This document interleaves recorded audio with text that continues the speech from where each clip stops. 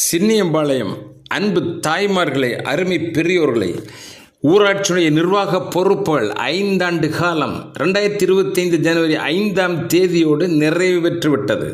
தமிழ்நாடு அரசினுடைய முடிவிற்கேற்ப தனி அலுவலர், தனி நிர்வாகம், புதிய சூழ்நிலைமை, புதிய வாய்ப்புகள், மக்களால் தேர்ந்தெடுக்கப்பட்டு மக்கள் பணியில் ஈடுபட்ட ஊராட்சி தலைவர், உறுப்பினர்கள் என பல பேர் உங்கள் கூப்பிட்ட குரலுக்கு நேரடியாக உதவிட வருவதும் உங்கள் தேவைகளை பூர்த்தி செய்ய துணை நிற்பதும் கடந்த பல ஆண்டு காலத்திலே மகிழ்ச்சியான அனுபவங்கள்.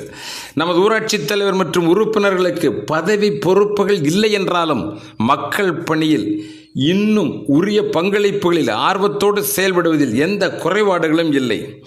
கோடைகால விடுமுறை முடிந்து ஜூன் மாதம் 2ஆம் நாள் பள்ளிக்கு வந்த மாணவ செல்வங்கள், ப்ரொமோட்டட் ஸ்டூடெண்ட்ஸ் புதிய வகுப்புகளுக்குள் காலடி வைப்பதற்கு முன்பாக ஒரு இனிப்பை சுவைக்கட்டுமே என இன்சுவை லட்டுகளை வழங்கி ஒரு இனிப்பு சுவையோடு அந்த கல்வியை துவங்குவதற்கு வாழ்த்துரை வழங்கப்பட்டார்கள்.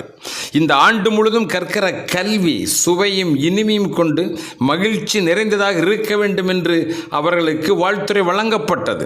நமது ஊரில் உள்ள அரசு மேல்நிலைப்பள்ளி, ஊராட்சி ஒன்றிய ஆரம்ப பள்ளி, அங்கன்வாடி பள்ளிகள் என வெங்கட்டாபுரம் ஊராட்சி ஒன்றிய நடுநிலைப்பள்ளி வரையிலும் 1500க்கு மேற்பட்ட மாணவ மாணவர்களை வாழ்த்தி வரவேற்றது மனம் நிறைந்த இனிய நிகழ்ச்சியாகும்.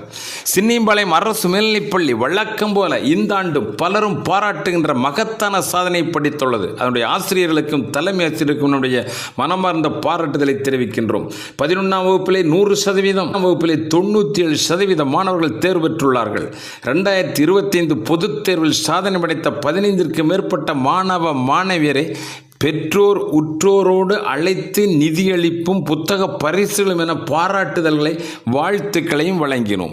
இதில் மிக முக்கியமானது, உள்ளுதரும் போதெல்லாம் உள்ளம் உவக்குகின்றது என்று கூறுகிற விதத்தில் 12ஆம் வகுப்பில் 533 மார்க்குகளோடு முதல் மாணவனாக தேர்ச்சி பெற்றவர் ராமலட்சுமி மோகன்ராஜ் தம்பதியினுடைய புதல்வன் விஜய் JE தேர்வு எழுதி IITயில் சேர்கிற வாய்ப்பினை பெற்றிருப்பது எவ்வளவு சந்தோஷமான செய்தி பாருங்கள்.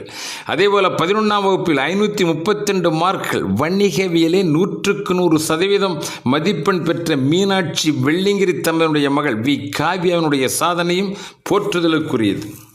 அன்பார்ந்த பெரியோர்களை, தாய்மார்களை, ஊராட்சியுடைய தூய்மை பணியில் காலமெல்லாம் உழைத்து வருகின்றவர் சித்ரா ராமசாமி குடும்பத்தினர். ஆற்றுகின்ற தூய்மை பணிக்கு பெருமை சேர்த்த குடும்பம்.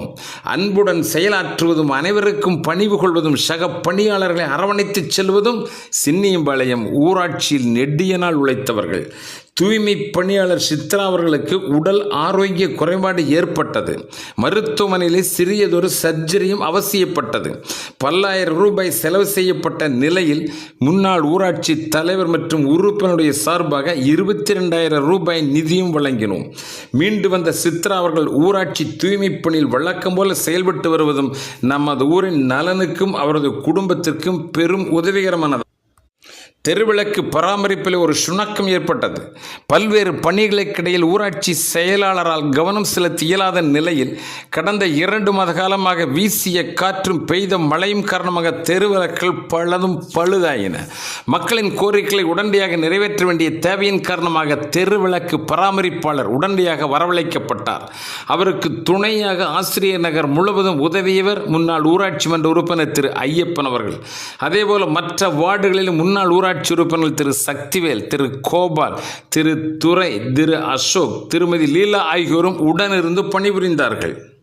கடந்த 5 மாதங்களாக தெருவிளக்கு பராமரிப்பு பணிகளை முன்னாள் ஊராட்சி மன்ற தலைவர், துணைத் தலைவர், உறுப்பினர்கள் அனைவரும் சுயமாக பொறுப்பெடுத்து பணியாற்றுவதே தனக்கு வாக்களித்த மக்களுக்கு செய்ய வேண்டிய வாழ்வியல் கடமையாகவே கருதுகின்றார்கள். குடிநீர் விநியோகம் குறைவின்றி நடப்பது ஒவ்வொருவருக்குமான பிரதான தேவை.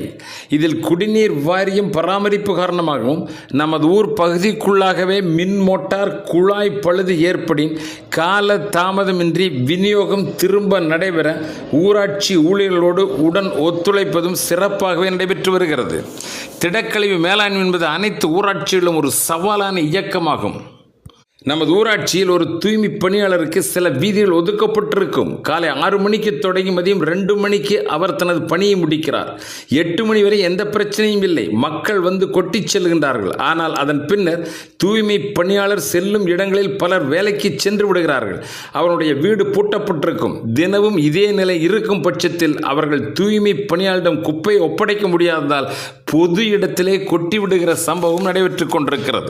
வீடு வீடாக குப்பை சேகரித்தல், அவற்றை தரம் பிரித்தல் என்னும் திட்டம் எவ்வளவு விழிப்புணர்வை போதித்தாலும் முழு வெற்றி என்பது நெடுந்தொலைவில் உள்ளது.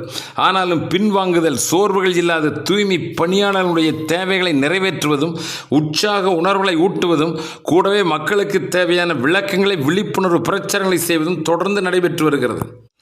இத்தனை பணிகளும் துணை நிற்பது, உடன் ஒத்துழைப்பு என்பது பணியிலே பங்கெடுப்பது என்பதோடு நிறைவேறுவதில்லை. பல சமயங்களிலே நிதி செலவுகள் கட்டாய தேவையாகிறது.